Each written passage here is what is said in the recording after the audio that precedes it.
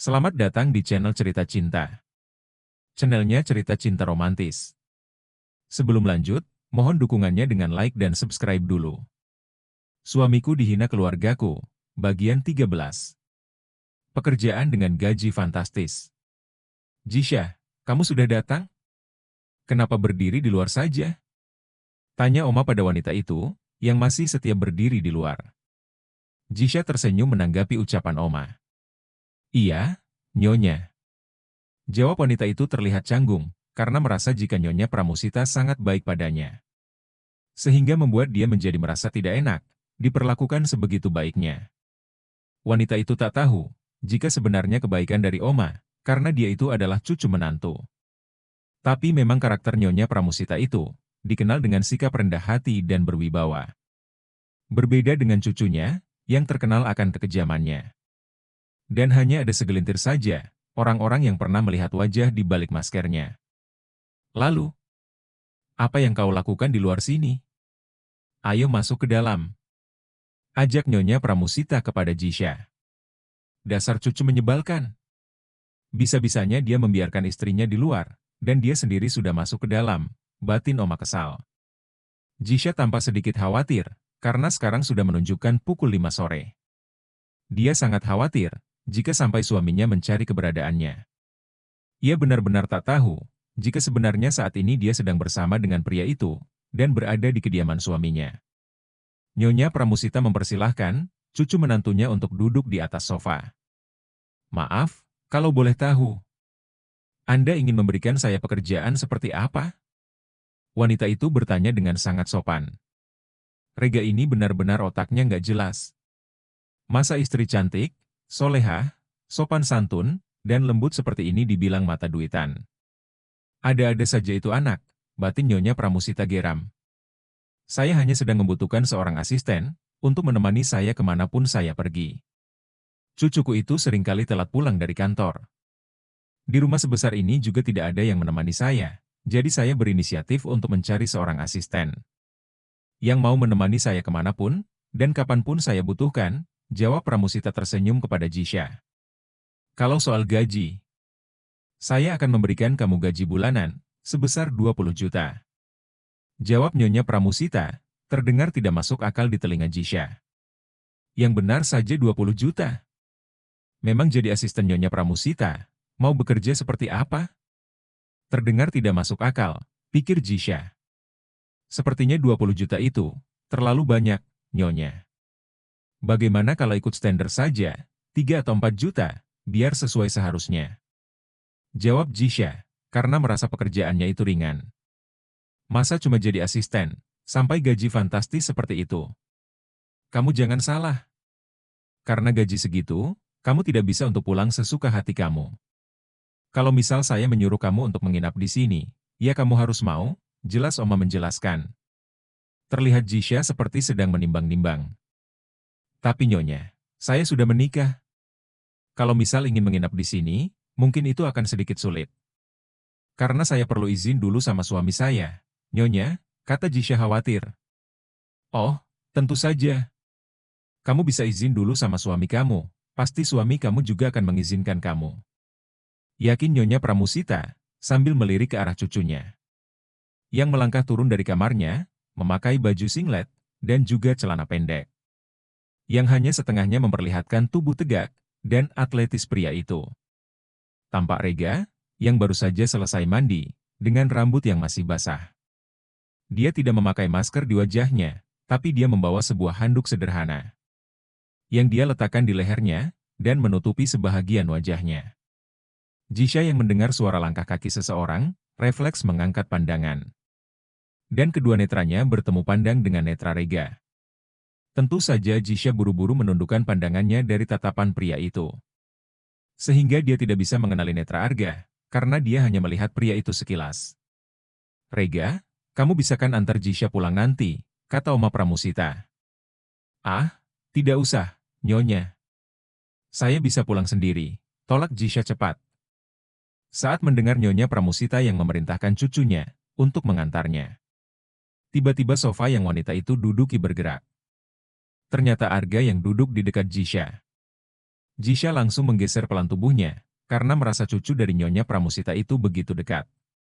Sehingga merasa tubuh keduanya hampir menempel. Ada banyak sofa dalam ruang tengah ini, tapi kenapa laki-laki stres ini memilih duduk di dekatku? Batin Jisha kesal. Mengumpati suaminya sendiri. Gertutueo. Deringan ponsel Nyonya Pramusita, membuat wanita tua itu berdiri dari duduknya. Dan mengangkat panggilannya, setelah izin pamit dengan Jisha. Ruang tengah itu terasa jadi canggung buat Jisha.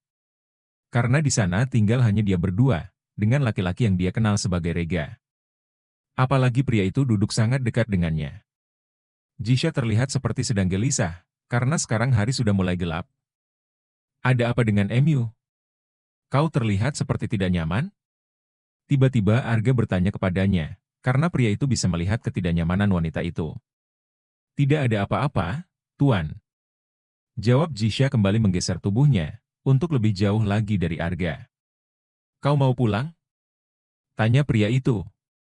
Jisha mengangguk dengan cepat. Iya, ini sudah hampir gelap. Saya khawatir suami saya akan mencari saya. Tolong izin pamit dulu pada Nyonya Pramusita, Tuan. Saya akan pulang ikut angkot saja, jawab Jisha berdiri dari duduknya. Angkot? Lalu kau mau berjalan kaki dari sini sampai ke gerbang depan? Tanya Arga duduk menyilang, yang memperlihatkan paha seksinya. Karena dia hanya memakai celana pendek. Aish! Kenapa laki-laki ini seksi sekali? Apa dia tidak bisa memakai pakaian yang lebih sopan, jika ada tamu di rumahnya? Batin Jisha jengkel sendiri dalam hati, melihat tingkah cucu Nyonya Pramusita yang seperti sedang tebar pesona. Tidak apa-apa, Tuan. Saya bisa berjalan kaki dari sini ke gerbang, jawab Jisha. Arga mangut-mangut, benar juga. Dari sini ke gerbang itu tidak terlalu jauh, hanya 750 meter, kata Arga santai membuat Jisha berpikir. 750 meter? Jauh amat, batin Jisha meremas jemari tangannya. Karena berpikir 750 meter itu sangat jauh, apalagi sekarang sudah hampir gelap. Ya, meski dari mansion ke gerbang diterangi oleh lampu yang berada di segala arah. Akan tetapi, bagaimana jika di luar sana ada anjing? Pikir Jisha khawatir. Kau sudah mau pergi? Pergilah, nanti saya akan memberitahukan kepada Oma, kalau kamu sudah pulang. Oh ya, saat keluar dari rumah, hati-hati ya, di depan rumah itu ada anjing. Arga sengaja bertambah menakut-nakuti istrinya, saat menangkap kecemasan dari wajah gadis itu. Anjing? Tanya Jisha melihat mata Arga, dan pria itu buru-buru melihat ke lantai, agar Jisha tidak menyadari bola matanya. Iya. Kau bisa pulang sekarang kalau kau mau. Oh ya, hati-hati ya, karena anjingnya itu sedikit galak. Arga juga berdiri dari duduknya, dan berpura-pura ingin melangkah pergi, setelah ia menakut-nakuti istrinya. Glek! Jisha menelan kasar salivanya. Tapi tetap melangkahkan kakinya, untuk keluar dari rumah megah itu. Saat membuka pintu utama, benar saja. Di luar itu ada anjing peliharaan yang sangat besar, melebihi besarnya ukuran anak-anak yang berusia 6 tahun. Glek! Anjing? Bagaimana kalau anjing itu menggigitku? Batin Jisha, sambil tetap memberanikan diri untuk melangkah keluar dari rumah. Jisha pun mulai melangkahkan kakinya, dengan sedikit bergetar sambil melihat ke arah anjing tersebut. Saat anjing itu melihat Jisha, terdengar anjing itu mulai mengeluarkan suara, dengan bunyi yang seperti ingin menggonggongnya. Auk, auk, Anjing itu mulai menggonggongnya, sehingga membuatnya semakin gemetaran. Benar saja, anjing itu berdiri dan langsung mengejar Jisha. Wanita itu bergegas berlari masuk ke dalam, yang membuat Arga tertawa terpingkal-pingkal, karena sudah berhasil menjahili istrinya.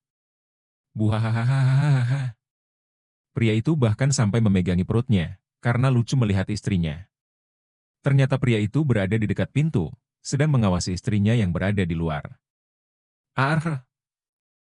Teriak Jisha berlari, dan siapa yang menduga? Karena terlalu takut, wanita itu langsung melompati suaminya, dan naik di atas gendongan pria itu, dengan mengalungkan kakinya di pinggang Arga. Sehingga membuat handuk yang menutupi wajah Arga terjatuh ke lantai, dengan wajah Jisha yang menenggelam di leher pria itu. Sembari menutup rapat kedua netranya, karena ketakutan yang luar biasa. "Bu, Dek!" Arga kaget bukan kepalang, karena wajahnya tak ada lagi yang menutupi. Berniat ingin menjahili istrinya, malah dia sendiri yang terkena batunya. "Ar!" Anjing itu mengejarku dan masuk ke dalam rumah. Ucap Jisha ketakutan, memeluk erat pria yang terdiam berdiri kaku, dengan wajah cemas. Pria itu takut, kalau sampai wanita yang berada di atas gendongannya itu, melihat wajahnya. Merasa pria yang diajak berbicara hanya diam. Jisha berniat ingin membuka matanya, guna melihat pria itu.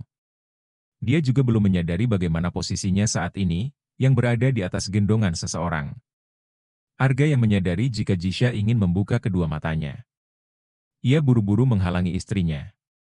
"Jangan buka matamu. Ada anjing berada di bawah kakimu, ingin menggigitmu." "Bohong Arga." Jisha pun akhirnya mengurungkan niatnya untuk membuka mata, dan kembali merapatkan kedua netra dengan perasaan takut. Dalam kesempatan itu juga, Arga bergegas mengambil handuk yang terjatuh di bawah kakinya. Menggunakan ujung jari kakinya, dan langsung kembali menutupi wajahnya. Setelah itu Arga berpura-pura seperti sedang mengusir anjing, yang ternyata tidak berada di dalam rumah. Karena anjing tersebut memang tidak pernah masuk ke dalam, terkecuali ada sesuatu yang mendesak. Karena anjing itu cukup terlatih, dan sangat pintar. Usai menutup wajahnya kembali, Arga kembali berbicara. "Anjingnya sudah keluar," bohong Arga lagi. Jisha perlahan membuka kedua matanya, dan melihat ke arah belakang untuk memastikan jika anjing itu benar-benar sudah keluar. Saat melihat anjing itu memang tidak ada. Terlihat Jisha bernafas lega, dan merasa aman tidak terancam seperti tadi. Jisha belum menyadari akan posisinya. "Syukurlah, kalau anjingnya sudah keluar. Aku sangat takut pada anjing itu, dia seperti ingin menelanku hidup-hidup." Ujarnya, sekarang terlihat tidak setegang tadi lagi. "Lalu, sampai kapan kau ingin berada di atas gendongan saya?" tanya Arga. Mendengar perkataan pria yang begitu dekat dengan wajahnya, Jisha melebar kedua mata, dan buru-buru melompat turun dari gendongan Arga. Yang membuat wanita itu hampir terjatuh, jika Arga tidak segera menarik ujung jari tangannya. "Ar!" pekik Jisha. "Kau ini terlalu bodoh, dan ceroboh," umpat Arga. Jisha sangat malu. Dengan wajah yang memerah, wanita itu terlihat menunduk. Juga kesal, karena pria di hadapannya mengatakannya bodoh. Maafkan saya, Tuan," kata Jisha malu setengah mati, sehingga ia merasa ingin mengubur hidup-hidup tubuhnya ke dalam tanah. Saking malu yang luar biasa. "Jisha, ada apa ini?" tanya Oma yang sudah selesai menerima panggilan. "Nyonya, saya mau izin pamit dulu, Oma," ujar Jisha, masih dengan wajah yang bersemu merah. "Oh ya?" Oma melihat ke arah cucunya. "Kalau begitu, tolong Rega, antar dulu Jisha-nya pulang, bisa kan?" Arga hanya menjawab Oma dengan anggukan. Jisha yang tadinya selalu menolak untuk diantar oleh pria itu, kali ini dia tidak bersuara lagi. Dan tidak mengeluarkan kata-kata penolakan, karena dia baru saja mengalami ketakutan yang luar biasa. Ia takut karena anjing yang berada di depan mansion, malah mengajarnya. Sehingga ia tidak berani lagi untuk keluar sendirian. Sebelum mengantar istrinya pulang, Arga menyempatkan waktu untuk berganti pakaian, dan mengantar wanita itu pulang ke rumahnya. Di mobil, pria yang Jisha kenali sebagai Rega itu hanya diam saja. Begitupun sebaliknya, Jisha juga tidak mengeluarkan sepatah kata pun. Keduanya juga sibuk dengan pikiran masing-masing. Tak sengaja, Rega seperti melihat ada sebuah mobil yang sedang mengikuti mobil mereka dari belakang. Arga terus memperhatikan mobil itu yang mengikuti mobilnya, kemanapun arah mobilnya pergi. Sepertinya mobil itu sedang membuntuti mobilku, batin Arga curiga. "Kita mau kemana? Di mana arah rumahmu?" tanya Arga, lebih tepatnya berpura-pura bertanya. Mendengar pertanyaan pria itu, Jisha meminta Arga untuk menurunkan dirinya di persimpangan yang tidak terlalu jauh dari kompleks tempat tinggalnya. "Turunkan saja saya di persimpangan yang berada di depan itu, Tuan," jawab Jisha. "Tidak. Saya akan mengantarmu sampai ke rumah," tegas Arga menjawab. Tentu saja Arga akan langsung menolaknya. Karena Arga merasa, ada mobil yang membuntutinya sedang mengincar istrinya. Tolong mengerti, Tuan. Saya sudah bersuami. Nanti suami saya bisa salah paham, kalau melihat Anda yang mengantar saya pulang. Suara Jisha mulai terdengar tidak bersahabat. Karena pria yang mengemudi itu menolak untuk menurunkannya, di persimpangan yang berada di depan. Terserah. Apapun katamu, yang jelas, saya tidak akan menurunkan kamu seperti permintaanmu itu. Apalagi sekarang sudah gelap. Keke Arga tanpa melihat ke arah Jisha. Terserah Anda. Geram Jisha. Benar saja. Pria itu mengantarnya sampai di depan perumahan kompleks tempat istrinya. Jisha langsung turun dari mobil, dengan wajah cemberut. Terima kasih. Hanya kata itu yang keluar dari mulut Jisha, dan membalik badan dan langsung melangkah masuk. Arga masih berdiam diri di luar. Dan memperhatikan mobil yang ternyata benar-benar berhenti, dari jarak yang lumayan jauh dari posisi mobilnya. Siapa dia? Sepertinya dia sedang mengincar istriku. Apa dia orang bayaran dari keluarga laki-laki brengsek itu? Ujar Arga mengambil ponselnya dan menghubungi sekretaris Vina. Halo, Tuan? Ada yang bisa saya bantu? Tanya Vina usai wanita itu mengangkat panggilan. Suruh Lando segera datang ke kota ini, ada tugas yang ingin saya berikan padanya, titah Arga. Baik, Tuan. Malam ini juga saya langsung menghubunginya, dan meminta dia untuk segera datang kemari. Arga kembali melihat orang itu, yang mulai menghidupkan mobilnya dan pergi dari lokasi. Sepertinya target orang itu memang istriku, batin Arga mulai geram. Jisha sudah tiba di rumah tempat tinggal suaminya, saat memberi salam tidak ada yang menjawab salamnya. Jisha masuk ke dalam dan tidak melihat ada suaminya di rumah. Kemana dia? Batin Jisha bingung. Klek! Terdengar suara seseorang membuka pintu depan, usai Jisha membersihkan dirinya dan sedang masak di dapur. Mas? Kamu dari mana, Mas? Tanya Jisha saat melihat suaminya yang baru pulang. Dari depan, jawab Arga singkat dan langsung masuk ke dalam kamar, untuk menghindari pertanyaan Jisha selanjutnya. Jisha. Tiba-tiba kembali terdengar suara pria itu, yang keluar dari kamar dan melangkah mendekatinya. Iya, Mas? Lain kali kalau aku belum pulang ke rumah, jangan membiarkan pintumu tidak terkunci. Pastikan pintu dalam keadaan terkunci, jika aku tidak berada di rumah. Dan pada saat ada seseorang yang mengetuk pintu, cek dulu siapa orangnya. Jangan langsung membuka pintu begitu saja, mengerti kamu? Arga berpesan kepada istrinya dengan tegas, untuk memperingati istrinya itu agar selalu mengunci pintunya. Sebenarnya Jisha ingin bertanya pada suaminya. Kenapa pria itu begitu tegas memperingatinya, untuk selalu mengunci pintu? Tapi saat melihat raut wajah pria itu, yang seperti tidak sedang ingin dibantah. Ia mengurungkan niatnya, dan hanya mengangguk patuh. Mas Arga, sudah makan? Belum. Kalau begitu, mari kita makan. Aku juga sudah selesai masak, Mas. Ajak Jisha pada suaminya. Arga pun mengangguk setuju, dan mereka pun bersiap untuk makan malam bersama.